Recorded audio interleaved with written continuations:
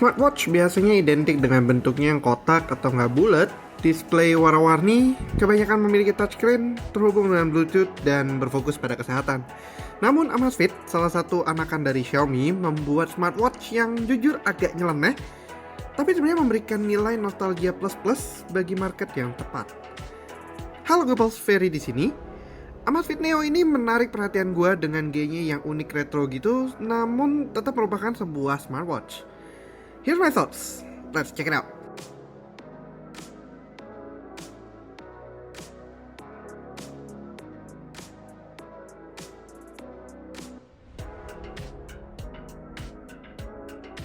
Oke, kita mulai dari boxnya dulu.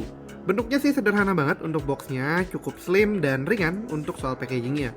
Di depannya kita bisa lihat ilustrasi bentuk si smartwatchnya, dan dari gambarnya aja gue langsung sedikit nostalgia dengan jam-jam Casio yang sering gue pakai pas masih sekolah, walau ya udah agak jarang sih sekarang. Ada juga yang model KW biar bergaya aja sih sebenarnya. Di bagian bawahnya terdapat dua highlight fiturnya si Amazfit Neo ini seperti PAI dan juga Somnus Care. Karena ini juga gue beli secara resmi melalui kanal penjualan online Amazfit Indonesia, jadi di belakangnya ditempeli kartu garansi yang menandakan bahwa Amazfit Neo yang gue punya ini dilindungi dalam naungan Amazfit Indonesia. Tapi sebenarnya gue juga nggak tahu sih sebenarnya service centernya di mana. Mungkin masih di bawah Unicom, sama seperti parent company-nya si Xiaomi. Cara buka boxnya ini yang menurut gue unik, tapi sayangnya ini membuat packagingnya jadi nggak berguna lagi. Rasanya tuh kayak buka bungkusan Pocky sih disobek begini. Di dalamnya kita langsung ketemu sama buku petunjuknya yang sayangnya nggak ada bahasa Indonesianya. Smartwatch sendiri yang terbungkus lagi sama plastik yang again sedikit mengingatkan gue dengan cara jual Casio di Indonesia dulu biar awet. Dan yang bikin gue agak gimana gitu adalah chargernya. You know what? Saat gue ngeliat jam ini, yang ada di benak gue adalah kirain jam ini nggak di charge, melainkan ganti baterai kayak zaman dulu di jam-jam biasa dumb watch kala itu. Langsung ke jamnya sendiri, nostalgia hits me hard. Bentuknya yang retro ini benar-benar something yang mengingatkan gue sama zaman sekolah. Tinggal perlu smartwatch yang bisa punya tombol kalkulator aja nih sepertinya. Secara build quality, memang jam ini bukan smartwatch paling premium, bahkan jauh dari kata premium. Bahan dasarnya hard plastik, tapi memang tidak kasar dan masih well built. Gak ada komponen yang membuatnya terkesan murahan, which is nice. Strapnya sendiri berbahan rubber dengan kualitas yang sangat baik dan juga halus. Harusnya strap ini bisa diganti, cuman sepertinya perlu menggunakan alat khusus. Oh ya, di depannya juga ada logo Amazfit serta beberapa aksen warna merah yang membuat desainnya lebih sporty. Soal pilihan warna sendiri, Amazfit Neo di Indonesia ada warna hitam dan merah. Cuman warna merahnya terkesan lebih kayak jam mainan, and so I choose the black one instead. Di belakangnya juga ada heart rate sensor yang menyadarkan gue bahwa this device is still a smartwatch. Overall secara looks, jam ini memang cakep banget untuk kalian yang suka dengan bentukan jam Casio di era sebelum 2010. Terutama, again, anak sekolahan yang biasanya pada suka pakai jam Casio yang model-modelnya seperti ini.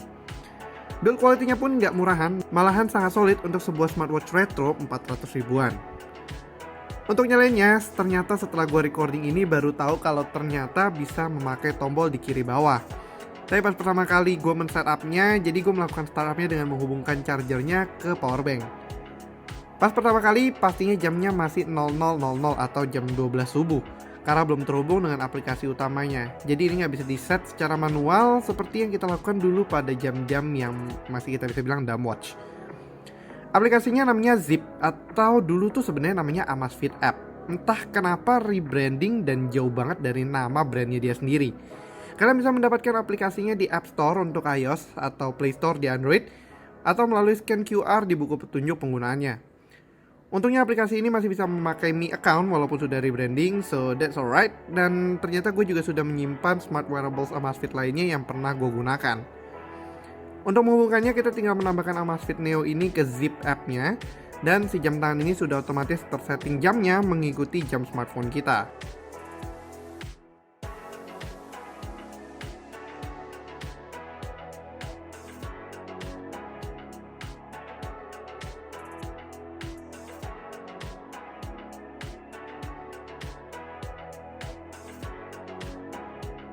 Lalu untuk fiturnya, well, what do you expect?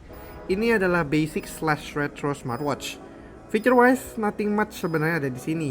Selain kalian bisa menavigasi, let's just say ini notification bar-nya, Nothing much can be done di jamnya sendiri. Jam aja plek gitu sih sebenarnya.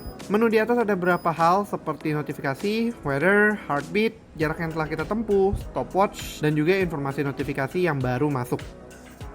Nah, di bagian notifikasi juga sebenarnya cuma sekedar gitu doang. Kalau ada SMS masuk muncul notif icon SMS dengan tanda +1, +2 dan seterusnya.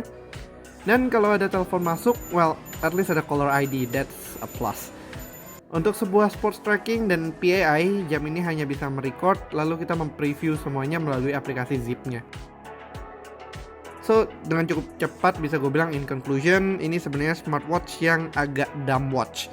Harganya 400 ribuan ini memang cukup justifiable, tapi melihat lack of features dari sebuah smartwatch yang ada di sini, saudara jauhnya yaitu Hilo Solar LS05 seakan lebih menarik ketimbang Amazfit Neo ini. Namun, don't get me wrong, target Amazfit di sini sebenarnya bukan menyediakan the best smartwatch in the world with the cheapest price possible, tetapi bagaimana mentranslate sesuatu yang retro menjadi satu step di atas, menjadi lebih pintar. Dan with that, Amazfit Neo berhasil mendeliver hal tersebut. Buat anak muda in their 20s akan sangat mengapresiasi desain ini karena ini menjadi jam retro yang cukup unik dan gak bosenin seperti smartwatch yang udah ada pada umumnya. Walau retro, ini adalah salah satu jam retro yang cukup feature pack dikarenakan adanya koneksi Bluetooth untuk notifikasi dan juga setting jam yang cukup otomatis, activity tracker, dan bahkan sebuah smart sensor atau heartbeat sensor yang pastinya tidak akan kita temukan di jam Casio atau G-Shock walau sudah mulai termakan waktu, tetapi memiliki marketnya tersendiri. So, with that, I have to say I'm both impressed and disappointed at the same time. Tapi ini adalah one of the nicest try yang bisa diberikan Amazfit di dunia di mana smartwatch dan smartband dan fitness band mulai gitu-gitu aja dengan cara memanaskan sedikit mesin waktunya dan membuahkan si retro Amazfit Neo ini. Review kali ini adalah review murni pendapat gue terhadap si Amazfit Neo ini, dan unit ini bukan disediakan oleh Amazfit Indonesia. Tapi tentunya kalau kalian tertarik, kalian bisa membeli jam tangan retro ini melalui link deskripsi di bawah. Untuk harganya bisa saja terjadi perubahan, tapi saat gue membeli jam ini dengan harga 400 ribuan aja, itu terjadi pada sale 11.11 kemarin, dan kemungkinan besar harganya sekarang sudah berubah. Oke lah, sekian dulu untuk review kali ini. Kalau kalian suka videonya, jangan lupa untuk like, share, dan tentunya yang belum langsung aja subscribe ke channel kita serta aktifkan lonceng notifikasi biar kalian gak ketinggalan sama video kita berikutnya. Thanks for watching, and as always, stay safe, stay healthy, and have a nice day. Ferry signing out. Bye-bye.